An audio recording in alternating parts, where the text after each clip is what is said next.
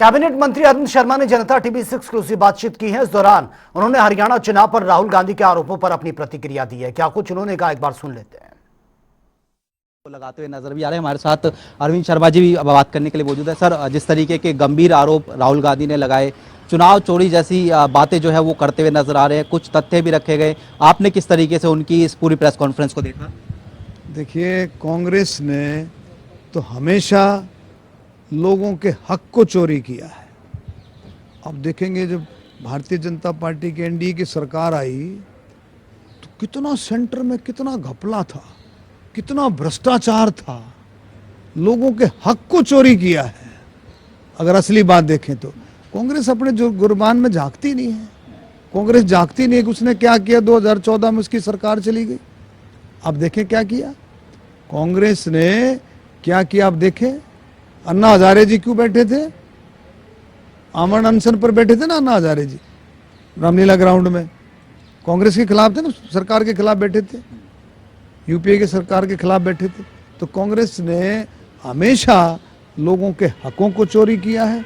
और अब बिहार चुनाव से पहले इस तरह के इल्जामात लगा करके लोगों को गुमराह करना चाहते हैं।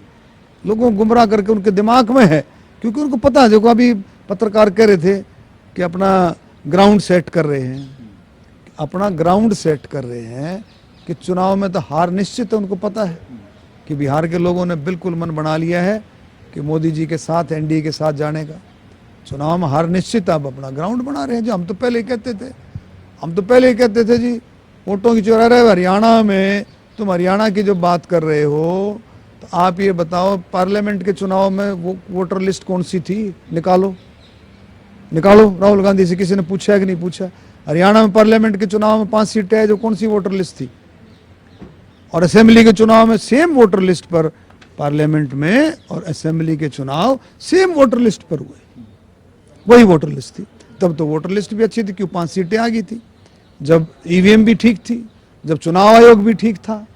अब सारा चुनाव आयोग भी गलत, ईवीएम फलाना, ये कुछ चलने वाला नहीं है। सर, कुछ सवाल ये भी उठते हुए नजर आ रहे हैं, चुनाव आयोग के सूत्र भी ये कह रहे हैं कि उनके पोलिंग एजेंट भी जो है जो चुनाव होते हैं तब मौजूद थे, तब इस तरह की गड़बड़ियां जो है क्यों नहीं पकड़ी गई। वो कई सवाल जो उठते हुए, देखो, उनके नहीं, आप हरियाणा के अंदर कितनी पार्टियां, इंडिपेंडेंट भी, आप पार्टी भी, अभय सिंह चौटाला, लोकदल भी, दुष्यंत चौटाला की पार्टी भी, आपकी कांग्रेस, बीजेपी, इंडिपेंडेंट, ऐसे कम से कम एक सीट पर 7-7, 8-8, 9-9, 10-10 उम्मीदवार थे। कहीं तो ऐसे उम्मीदवार, हर एक के अपने एजेंट हैं, हर एक के, क्योंकि कोई भी चुनाव लड़ता है वो जीतने के लिए लड़ता है, कोई भी हो। तो हर एक के अपने एजेंट थे। हर एक ने जो भी वोट डालने के लिए आता है उसको गो थ्रू होना पड़ता है, पूरी स्क्रीनिंग होकर के वोट डालता है।